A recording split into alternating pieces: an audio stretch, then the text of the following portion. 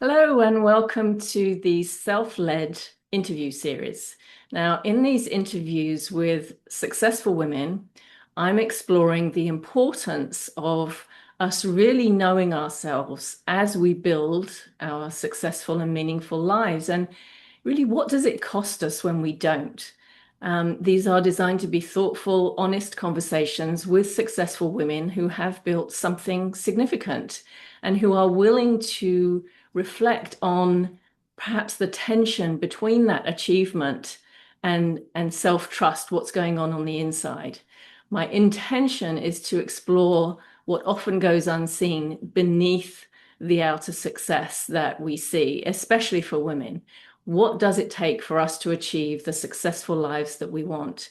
Now, today, I'm delighted to be joined by Jennifer Sifert. She is a shamanic teacher, a healer, a leadership mentor whose work really bridges the spiritual and the pragmatic. Now, Jennifer works with visionaries and change makers, helping them to integrate spiritual insight with grounded leadership. So they increase their capacity for responsibility, prosperity, and impact.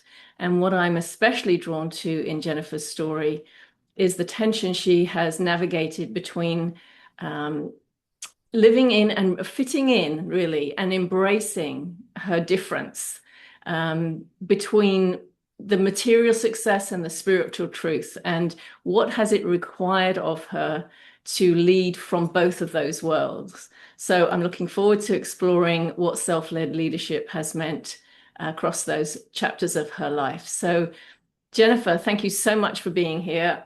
Pleasure as always to see you and to speak Yeah, with you. Thank you for yeah. taking the time. I love our conversations.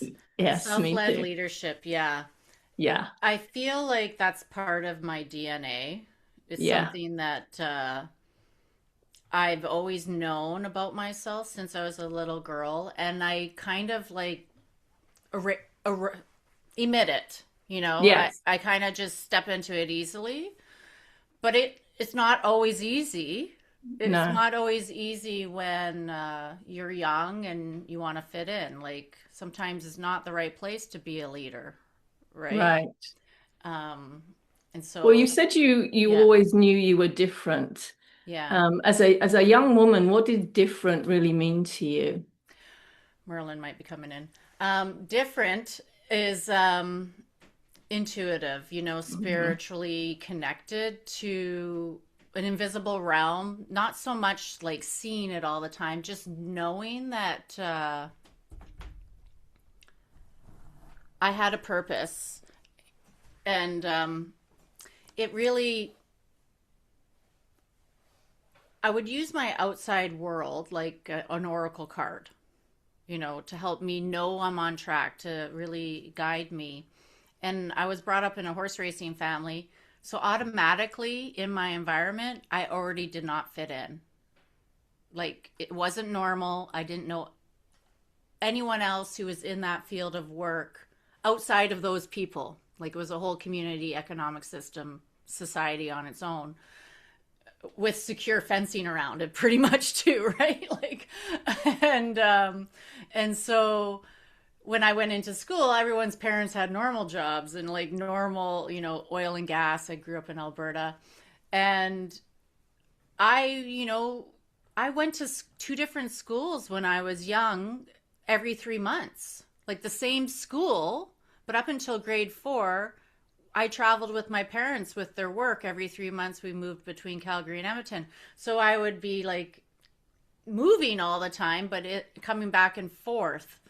And so I was kind of nomadic, kind of gypsy-ish, just in that sense of my life, what was going on in my life. I was connected with horses, and they were part of my life. And I wasn't just connected with their like performance. I was connected with like a bond that they were something was there, and it, they were training me as a little girl for to be empathic, to be telepathic, to use my intuition, my gut, and also to care. Like to care. Yeah, and so you felt sort of like you stood out in two ways. One is because of the horse racing, community that you were in and how different that was from everybody else, but Hmm. also because of your strong intuition and how you were developing that.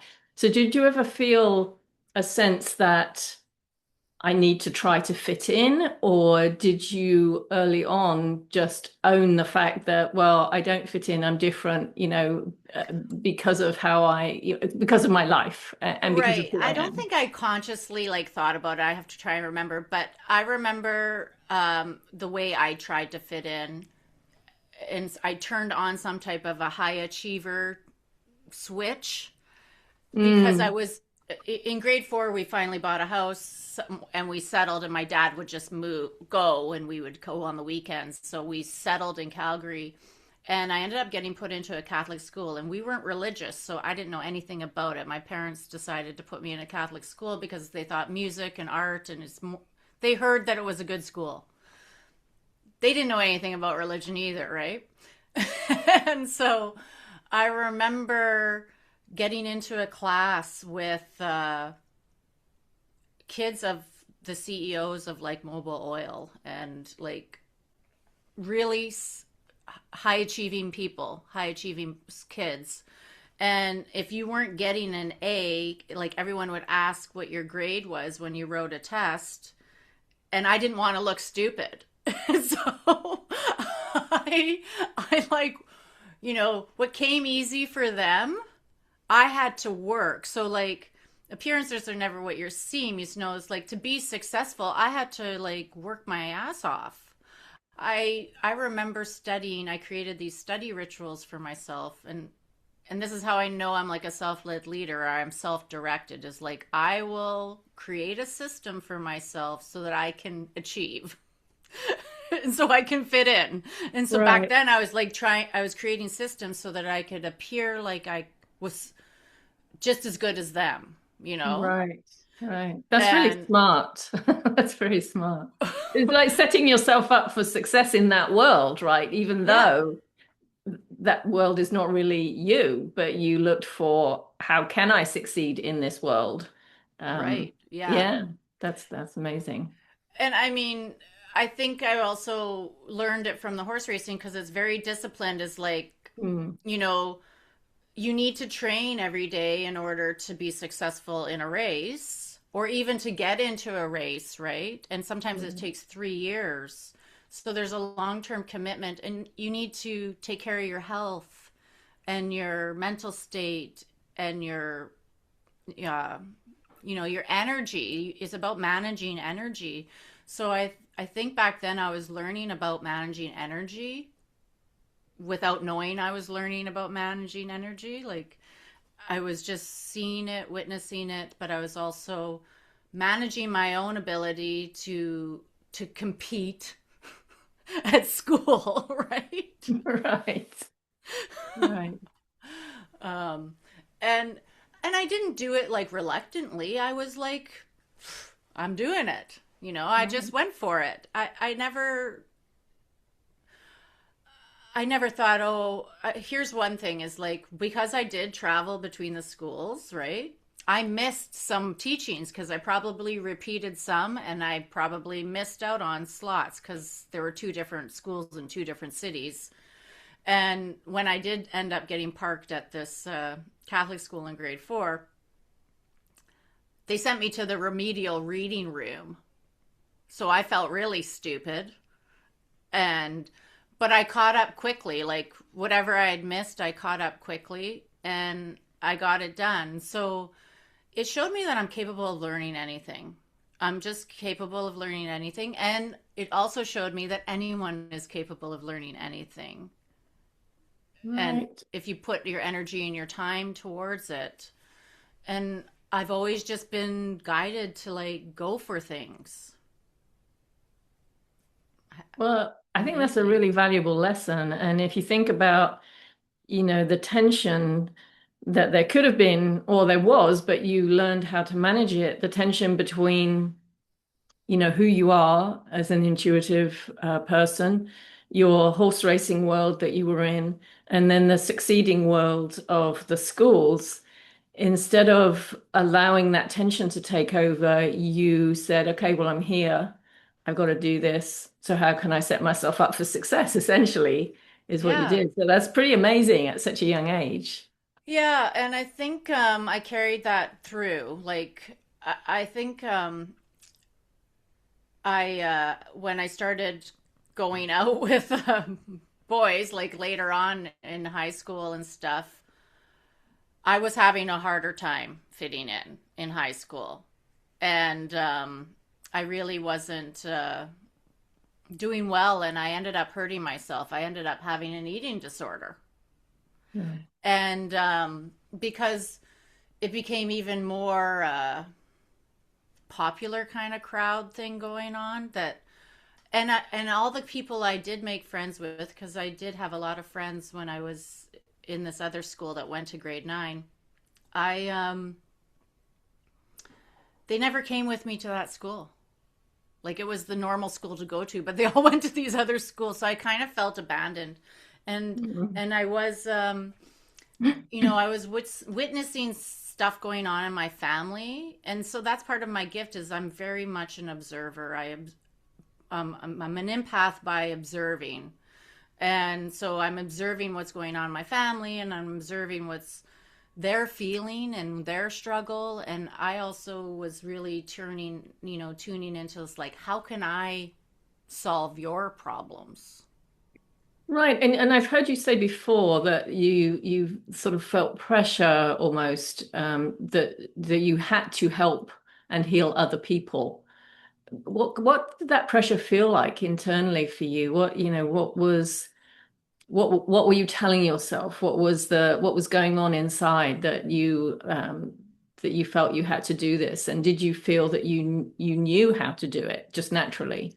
I think I just knew how to do it naturally, but I also was confused at the same time because I didn't really have anybody guiding me in my family about it. Mm, But they were they were the ones telling me, not telling me out loud. Like, I was picking up on their anxiety, their struggle around money usually, and and their fear or their doubt, and I could sense that it wasn't mine. mm, I knew that it wasn't mine, but I was such an open person, and I was pretty much an adult. Like, when I was 12 years old, I was helping my parents with my brothers and, like, doing whatever I could. Grocery shopping, I was cooking. I was really stepping up to do whatever I could to help them. Like, I never once snuck out of my house. Like, I was a great kid because I was pretty much an adult. I wasn't going to put myself in harm's danger for no reason. I wasn't going to do anything risky. I have a need for safety. mhm, And I mhm. think that goes back to, like, past lives probably is like, I don't want to be unsafe anymore. I wanted safety. I wanted safety. And I think that's what I feel for in general is like, if we all were felt safe, then we're not we're above survival mode, right? Like, Right. I was really growing up in survival mode, like, if you're struggling, and I was trying to tune into, I think I was long distance healing. Like, I was really just picking up on what was going on with them and then just tuning into sending love and sending care, and that I care about you, and if I could, whatever I can do, but whatever I can do was just energetic. There was nothing I could do except send energy. Right. Yeah. Did you ever feel pressure to sort of abandon your gifts or step away from your natural inner gifts in order to be either to feel safer or to be more accepted? Did you ever feel you had to turn away from that part of yourself I for any I time? I think I just kept it secret. I Mm. kept it secret. Um, there was a time when I was going into, I became a waitress. I started working in restaurants when I was 14 and earning money and had my own car and my own spending money and all that kind of stuff. And so I was really, my family was just not pushing me, but they were letting me know I needed to fend for myself, right? And I just did it. I just went for it that way. And I was in relationships, starting to be in relationships. Well, not relationships. I'm a one-time, one-person kind of person. And I was in this relationship that was very difficult for me, and they did not accept me. They were quite mean and abusive, I would say. The family of my partner, and I even turned Catholic to make them happy. I mean, like, I did everything to try and make these people happy, for me to just be myself, but it was impossible. And, eventually, it didn't work out, and it even got worse. It turned into a tragedy. But it really woke me up to, what the heck am I here for? Like, I need to realize myself. I need to self-actualize. I need to understand why I'm here, because there was a prophecy, he kind of prophesized his death, this boyfriend that I had the struggle with their family and everything. But my family really cared for him too. And so he ended up drowning, and it was like, he said he was going to die. He always was talking about it, like, nonchalantly, and it always bothered me. It always bothered me. And then it happened. And, I just sort of, like, had an outer body experience, or went into shock, where I was like, I need to find out what am I here for? Because if it's so, what I really clued into is, like, what you say comes true. Right. Right. And was that a real turning point for you, where because you Yes. said before that you kind of kept your gift secret. Yeah. Was this a turning point where you decided, I'm not going to keep this secret anymore. This is who I Well, am. no, I even went deeper into secretism, I would Ah, say. I right. I I I ended up moving to Vancouver. It's all coming out in my book this year. Finding the Source, Realize Your Purpose and Power. The stories in the book, but I really turned even deeper into, like, ancient texts, going even deeper. I stopped dabbling, and I got serious. And I really got serious because I had so much anxiety and stress, and I was feeling other people's stress and anxiety. And I really needed to figure out, what the heck is mine and what is yours. And I started learning protection rituals. I started studying healing healing meditations. This was in the early or no 1997, 1998, 99 time. And I worked nights, so I could, during the day, I really would go deep. I would practice for hours, and I would do yoga, and I would do learn the tarot. I studied the same tarot I've studied for 30 years.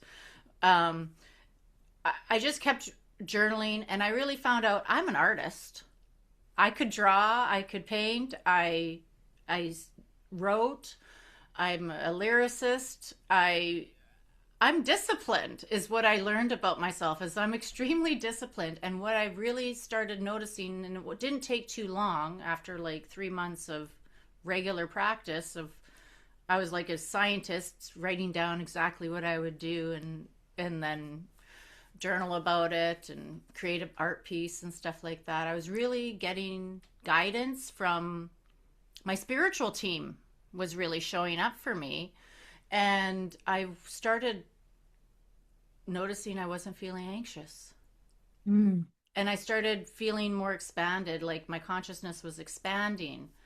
And so I started going deeper into, like, deeper, because I was like, this works. And I just started, like, going deeper into it. And it's not that I kept a secret so much, because I was living in Vancouver and people were more open-minded out here, and I was in the hospitality industry, and I was living with somebody who was not good for me and was more like a parasite. And I really just turned my focus inwards.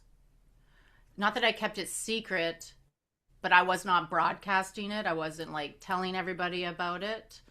I was just studying it. I was Mm. studying it. You And I really, didn't feel like I was hiding so much, that I was protecting, learning how to protect myself and separate yeah, boundaries. Like, what's yeah. my energy and what's other people's energy? But it sounds like you really dedicated yourself to that self-exploration, Yeah. really understanding yourself. And you Yeah. said you connected with your spiritual team.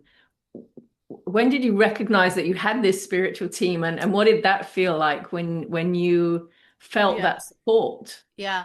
Well, I knew I had a spiritual team when I was about 5 years old. They showed up and I did see them, and they were, like Chakina, you know, headdresses and all that kind of stuff, telling me about what I would do with my life. And I was like, okay, I thought I was going to be a rock star. And I still thought I was going to be a rock star in my 20s here too. But I started feeling the presence of the divine feminine. I started, learning about Inanna and Ishtar and Isis, and really, I've always been connected to Egyptian kind of culture, ancient civilizations. I can't get enough of it still. I, you know, I feel very called to like mathematics and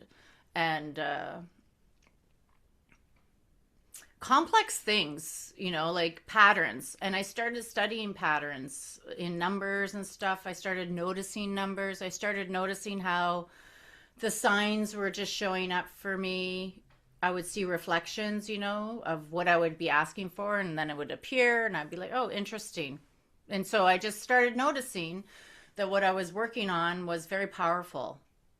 And I was learning how to actually harness that power of being a facilitator for spirit. I didn't even know it at that time though, but I was learning that I can hold a lot of power through me, and I'm really good at it,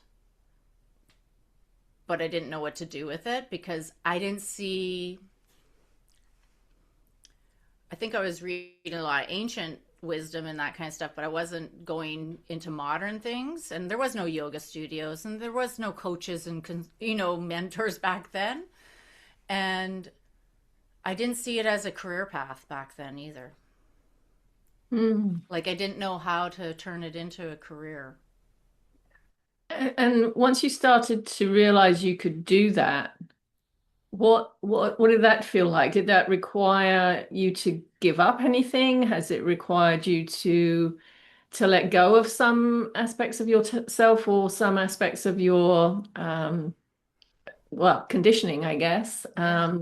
What has it required of you to really sort of own it and say, okay, this is who I am? And Well, it required me to like get out of that unhealthy relationship and to struggle a bit, and so I kind of became. I'm really good at going into the underworld. I call it in-depth. I do in-depth studies. And so I've gotten into these things where I've like, how did I get myself in here? And now I have to get myself out. And I would, sometimes I ended up getting coaching, but I think I abandoned my gifts after I left that relationship where I really found myself. And I ended up getting into a relationship with an alcoholic. And so there was this one part that really I've learned is like thinking. I used to, because I see potential. That's why I stay positive all the time. Is like I see the potential and I see everyone's gift. And so I'm a loyal, very loyal person. And so when I'm in a relationship and I see their potential, I feel like they're going to go for it. But not everybody's like that. And so I would stick around longer than normal, than somebody else would. mm, Uh, and I would also give up. I would take on the responsibility of like helping them get what they want to do done. yeah, because you could see the potential, but there was a cost to you of that because they weren't necessarily seeing it for themselves or even Taking the wanting to see actions, taking it. the actions, like they wouldn't take Mm, the actions necessary. And so after I ended up being with an alcoholic for 7 years, and he was an entrepreneur, and that's what really draw me in. And I saw all of this great potential, and then once you get into it, then the red flags start showing up, and I'm already in it. And I did really, start abandoning my spiritual side when I went to, I started working with him and doing his work and like being his best employee. Like, I could work like a workhorse, and do multiple aspects of something. And I knew that I'm an entrepreneur. Like, I know that I was an entrepreneur. I was born into entrepreneurship. And then I started like gravitating towards like, okay, I want something more. And so I went to an open house at SAIT, the college tech school in Calgary. And I'm like, I want to be a boss. Like, I want to be a boss, is what I told them. They're like, oh, go into business administration. And then I just naturally was getting like 95s in accounting. So I just followed the path of least resistance. I just started following the path of least resistance. And I never, ever applied for a job. They just came. It just happened. And it was so intensive, such intensive study and commitment, and I had to work full time and a mentorship and apprentice, and it was so intensive, and I was so capable of doing it, but I really stopped my practice for a while. And I felt at the end of school and like at the end of it all, I felt like really off, like balance.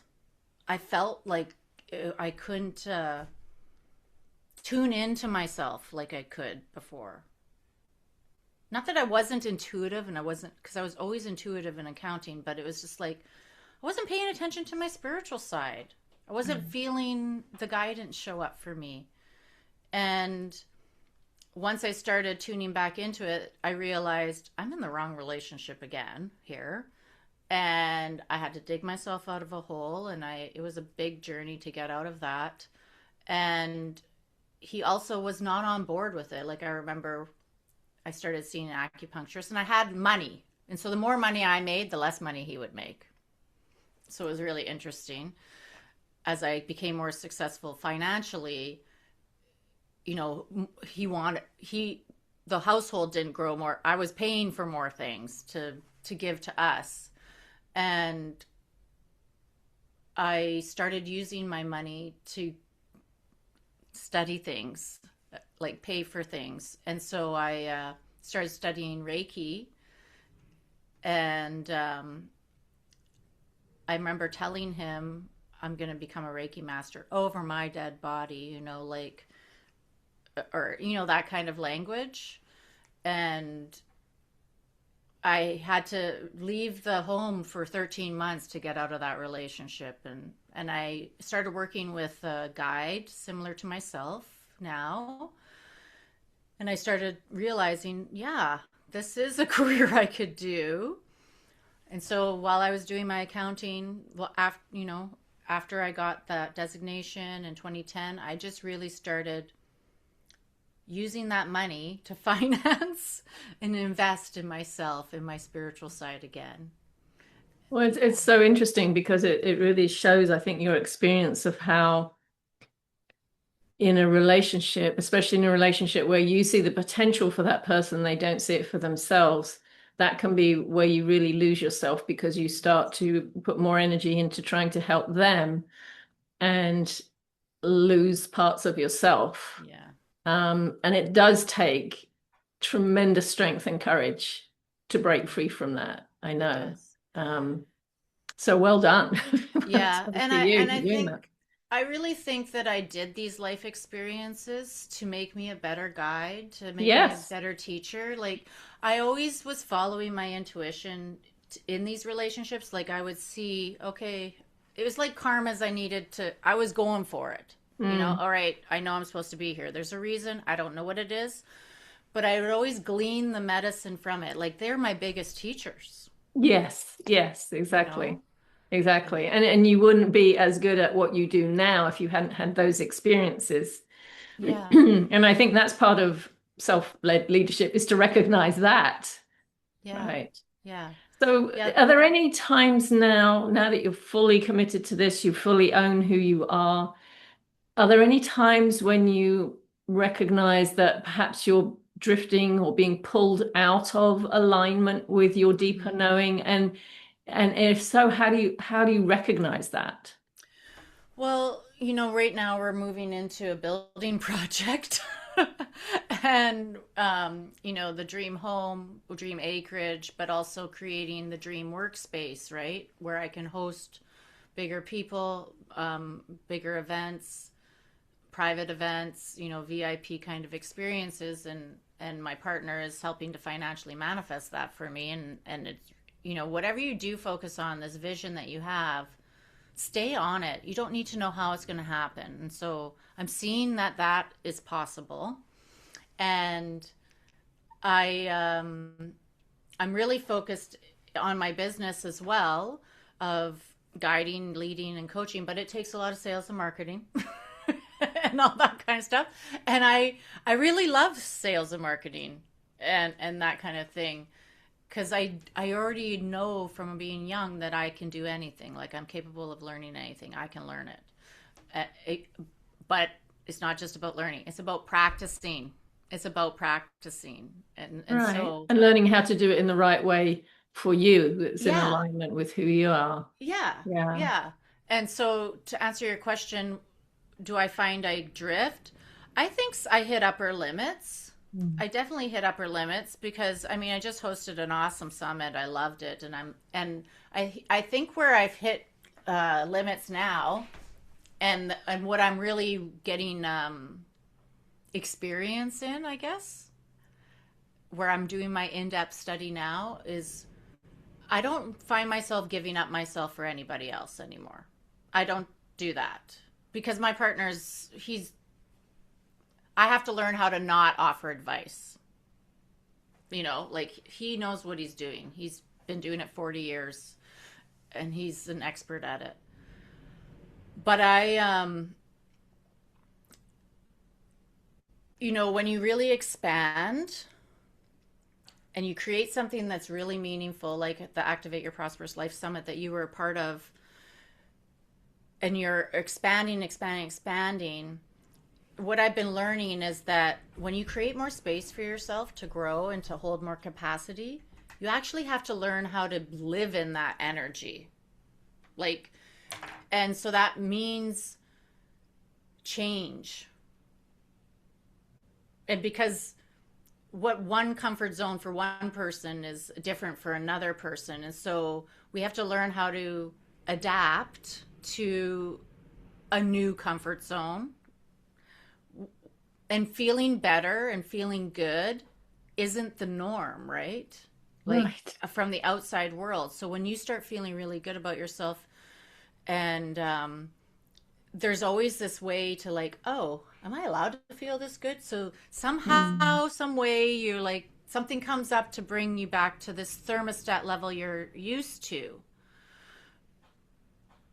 But if you can be more aware of that, more aware of this pattern that you revert to, and I'm just like everybody else, right? Like, I'm expanding, I'm doing things, and then, oh, interesting, I want to find a way to come out of it. Mm. But being aware of that is the medicine, right? And then I have my mentors and my coaches to keep me on my blind spots, so that I don't totally retract back into where, and so I think when we really expand, instead of going on to the next thing, because as a society or people, we like to, like, move on to the next thing right away, move on to the next thing. It's more digest and integrate, and let your energy system, your nervous system, your hormones, your body, your heart, and your mind catch up. The body is the densest part of us. So the energy is like, oh yeah, I want to be here. I want to be here. And then the mental body's even light. I mean, and so if you can stay in the positive thought forms, you're like, oh yeah, I want to be here. But then it's like, okay, like, drop it down into your heart. How does Yeah. it feel being here? and you're like, oh, I feel scared. Like I might become famous, or I might be more well known. How am I going to, and then all of a sudden you're like, how am I going to hold all of this? You can start, second guessing yourself or coming up with the old thought forms, right? Old thought forms, they have a way of coming in and you don't even realize it sometimes if you're not Yeah. watching yourself. But the body needs time, more time than the heart, the mind, the energy to catch up to the change you're going through. So we really need to learn to slow down. That's Yeah. a big thing, a big lesson for me. It was a hard one Yeah. because I was so used to like pushing ahead. But yeah, that learning to slow down so you can pay attention, you can really notice. You work with visionaries and high achieving women. And Where do men. you And men. and men, sorry. Yeah. Yeah. Where do you see people subtly, maybe subtly abandoning themselves? It could be personally, professionally, spiritually. Is there anything I think you in our old happens? patterns, right? Like Mm, addictions. When I was in those relationships, I smoked. It created a fog, so I didn't have to see it, but it also robbed me of energy. Food, streaming, there's ways that we will cope with dealing with our expansion. yes. Well, and talking about expansion, I think this would be helpful for people to understand, how do you distinguish between maybe ego-driven expansion and soul-led expansion? Is there Okay. some differentiation that you could share? So, ego led expansion is like an outside force, right? Like it's like, oh, I have to prove myself to the outside world. I want to have power. Short story. I can go deeper, but like the soul led expansion is like, I feel called. I feel called. I don't know every part of the calling yet, but I'm gonna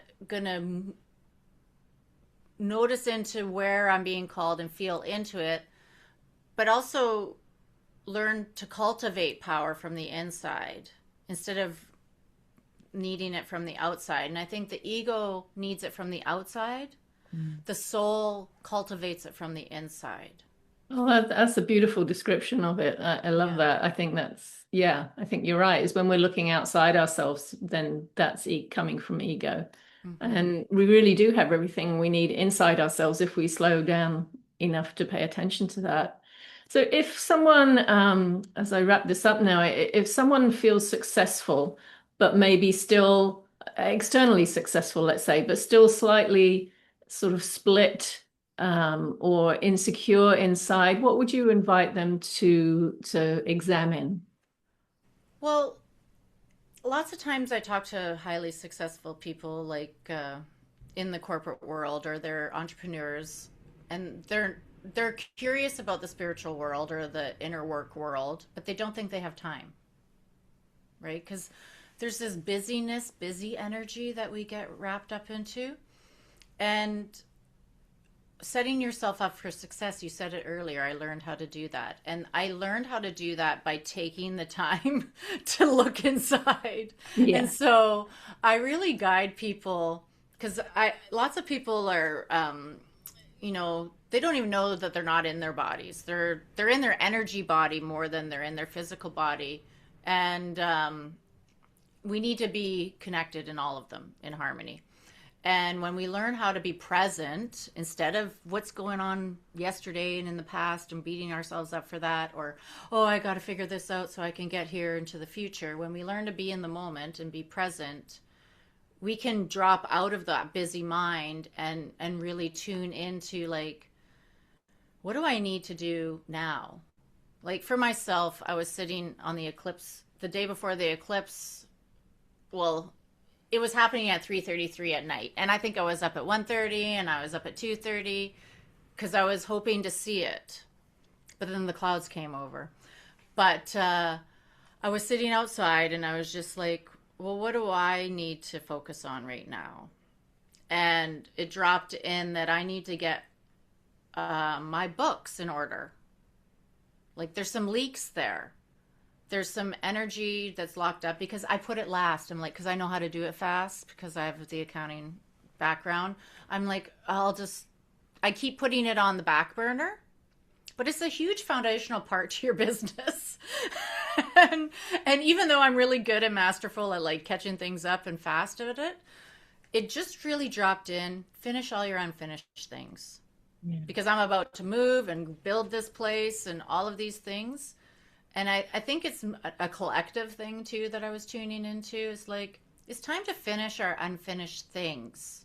Like things we've started, then we put aside because we think this is more important or it takes our time or whatever it is. But it's like just tuning into what is it right now that if you stayed focused on it, you could complete quickly. And then you have more spaciousness to expand because we don't realize what we put on hold or we avoid or we hesitate on. It creates all these leaks and it interferes with our presence. And then we get busy in our mind. Yeah. Well, I love that self-inquiry, just sitting with that. What is it that I need to pay attention to right now? What is one thing I can do right now? Because that's, and slowing down enough to really hear those answers.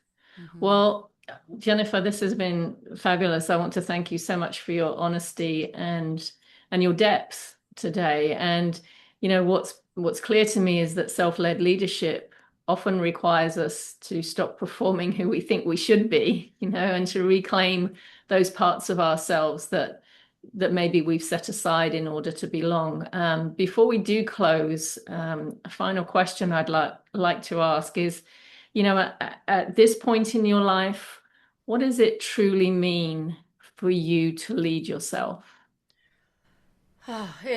Freedom really comes to mind. Is like having the freedom to be of service to others, but also be of service to myself and to my own inner development, my own expansion, my own consciousness expansion.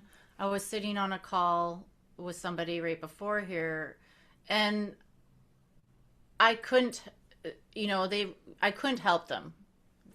They weren't in a position for me to offer any services or support to.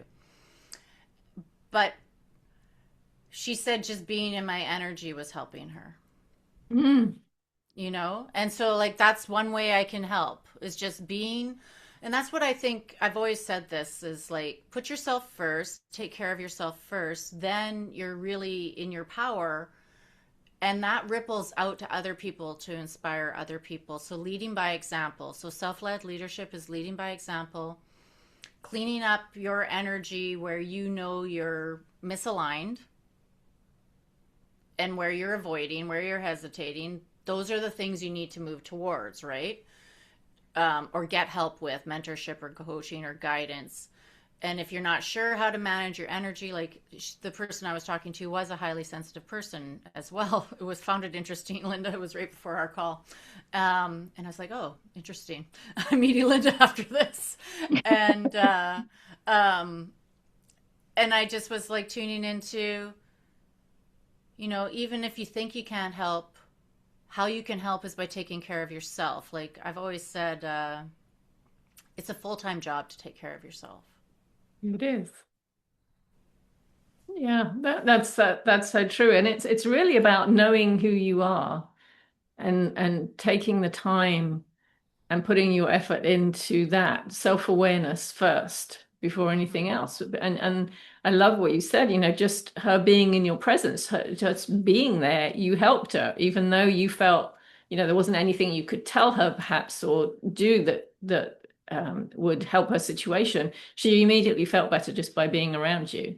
So that's fantastic. Now, before I sort of wrap it up, how can people find out more about you and your book, and just share with people, if you would, how they can do that?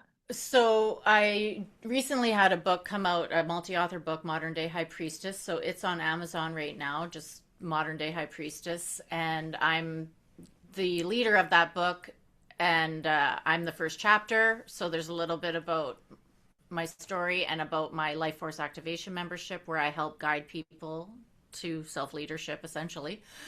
And jennifersifert.com is a way to find out more about me. My YouTube channel, I have a weekly live stream, Receptive Radio, where I go live for 20 minutes every week and offer guidance and practices. And I kind of tune into what's going on in the field by what's going on with my clients or what's going on with me, and I talk about it.